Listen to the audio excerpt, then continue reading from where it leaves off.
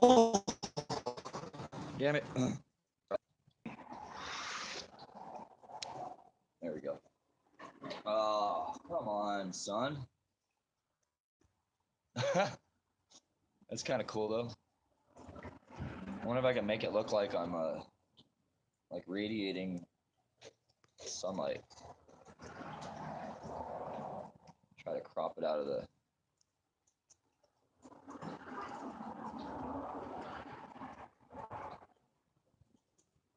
If I sit like right here, I'm good, I guess. Maybe not. All right, here. Sorry, guys. I'm trying to get this set up out here, and I got my dog down here clawing at me. All right, come here, boy. So, like the title says, where is my friend Black Biggot? I haven't heard from him in quite a while. His last video that he posted was about a month ago. I saw an update on there like 3 weeks ago, and that was after the fact that he had already announced that he had the Hells Angels MC after him. I don't know who it was that was actually reaching out and contacting his family, like his mother and other family members, and making death threats, and wanting to firebomb his house or firebomb his mom's house, and but like it says in his video, if you check out Black Bigot's last video that he posted a month ago, it's about 3 minutes and like 3.5 minutes or so, and he goes into detail about how he's being harassed, how he's being threatened, he's in fear for his life, that he doesn't want it to come down to violence. He was just posting a story, just documenting his travels. So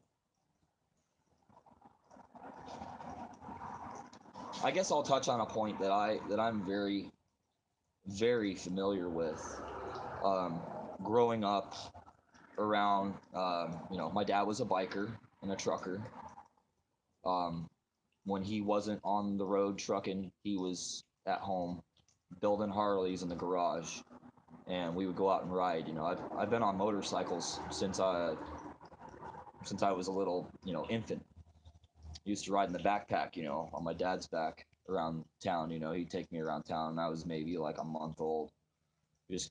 He took me everywhere, and I grew up that way. I grew up, starting off with the smaller bikes, like little 50 cc's, and working my way up, and eventually you graduate out of your 500 and you get in your 800 cc class, and then you get to a point where you start, wanting to start a club like an MC, and you start developing, that lifestyle. Now, as a lot of us know here in Arizona, MCs, they don't fuck around. Like, you don't step into their territory without announcing yourself and what your plans are before doing something. So,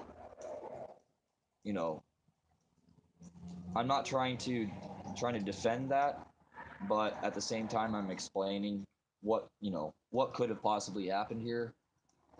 And I'm really hoping that that Black Bigot's okay, and that he hasn't been murdered, because at this point, I've tried calling him. I have his phone numbers. Tried calling, he doesn't answer. I've sent messages, he doesn't answer. Maybe it's from him laying low. And I hope that that's the case. I hope that he's just, kind of taking a chill, like he said he was going to take off, get out of Dallas, just cut all ties, quit the job, quit the town, get out of there, go somewhere safe,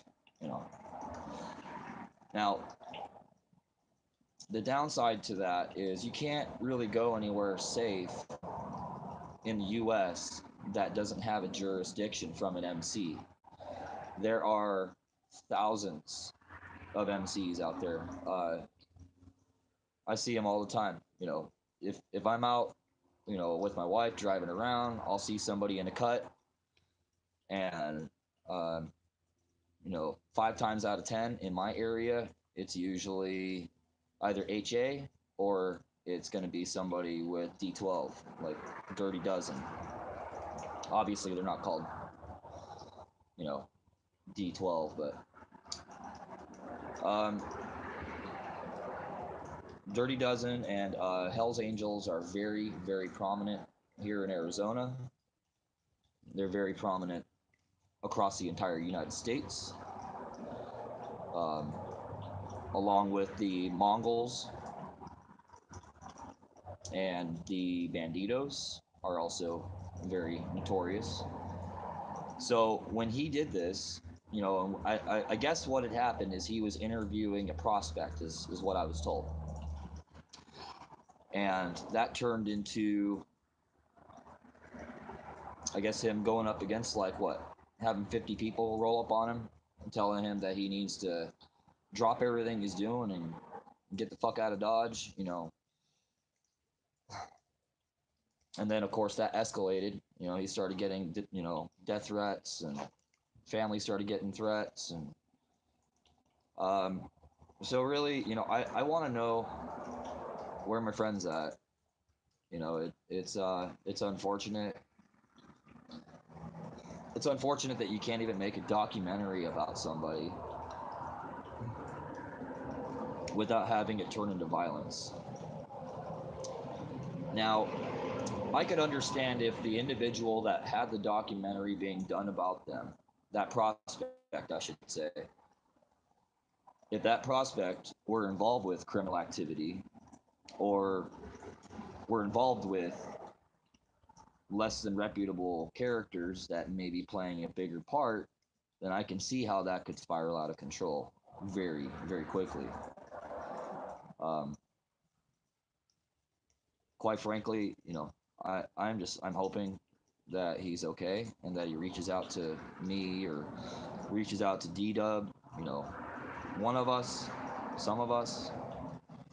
A lot of us are very, very worried. I'm still pretty sick. The taper and the cold that I have are just tearing me a new one. But I wanted to get this out there. I'm hoping that you guys can spread the message. If you've seen or heard from him, please have him reach out to one of us so that we at least know that he's good and that he's still on the low and that he's not dead. This is a real serious situation, guys. I cannot stress this enough. Please share this message. Even if it's not my video, just share the message amongst your friends, and especially people that are in the Dallas area. If you've seen or heard from him, please reach out to him. I don't know. I would doubt that he's still there. He's a pretty smart guy. He knows how to get around and get where he needs to go, and he does it very efficiently. But if you can, try to reach out to him. I'm gonna keep doing what I'm doing with my diligence here and see if I can figure something out. But yeah, guys. So always make sure that you have absolute permission to do a documentary, especially if it ever involves an MC. It's the same thing when you go and you do documentaries on gangs. If you go into their turfs, a lot of them don't want their face being shown. Just like a lot of these documentaries that are out there, 80% or more of them are all just totally bunk. Like Drugs Incorporated, anything to do with like Nat Geo is all fake.